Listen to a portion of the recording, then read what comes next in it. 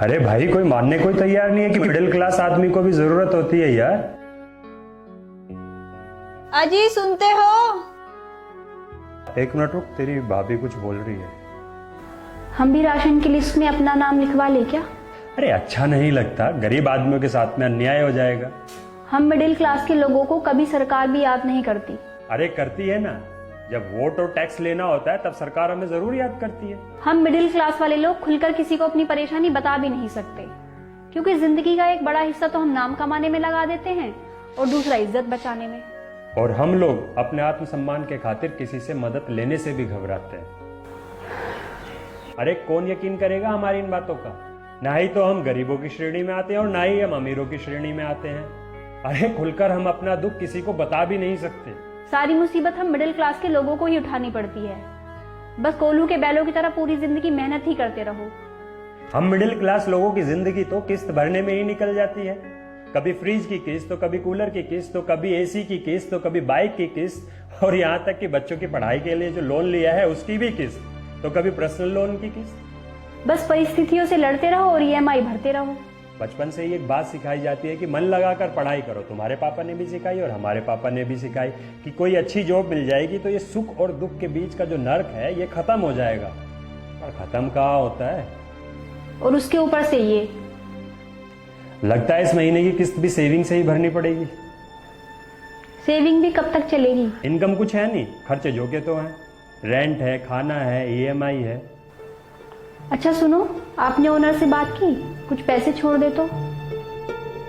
अरे की थी, पर उन्होंने साफ मना कर दिया। बोले कि रेंट तो पूरा चाहिए, चाहे थोड़ा थोड़ा करके दे दो। पर देंगे कहाँ से? भगवान ना करे इस बीच कोई अनहोनी हो गई तो भीख मांगने की नौबत आ जाएगी। और कमाल की बात है कि भीख भी कोई हमें देगा नहीं, क्योंकि लोगों की नजरों में तो सारी सुख सुविधाएं हम लोगों के पास में हैं। कुल मिलाकर भारत का एक बड़ा हिस्सा ये जीवन जीने पे मजबूर है। हम सब पूरा जीवन समझौतों में ही काट देते हैं। अच्छा सुनो, वो बच्चे कल जूस के लिए जिद कर रहे थे, हो सके तो कुछ फल ले आना। अरे तुम जानती तो हो कि खर्चे कितने हैं। अब इन सब के बीच में मैं जूस कहाँ से लेके आऊं? मैं एक काम करता हूं, मैं नींबू लेके आता हूं, तुम नींबू पानी बनाकर उनको पिलाते रहो और कहना कि गर्मी है बहुत, सेहत के लिए बहुत अच्छा होता है, पापा ने कहा है। क्या करे, कुछ समझ ही नहीं आ रहा है।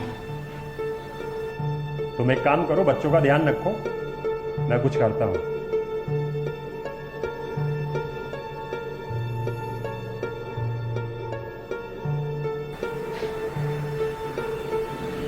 क्या छुपा रहे हो?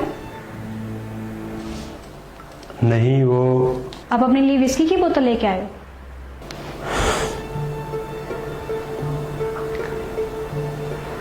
बच्चों के लिए जूस लाया था। बाहर गर्मी बहुत ज्यादा है इसलिए पेपर में लपेट लिया।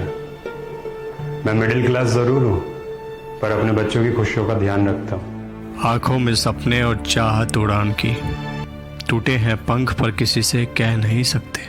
कौन वाकिफ नहीं हमारे हालातों से, जीना मुश्किल है पर मर नहीं सकते। हर मोड़ पर हम गिरते हैं धड़ाम से, बिखरे हैं बहुत पर बह नहीं सकते। आंखों में सपने और चाहत उड़ान की, टूटे हैं पंख पर किसी से कह नहीं सकते।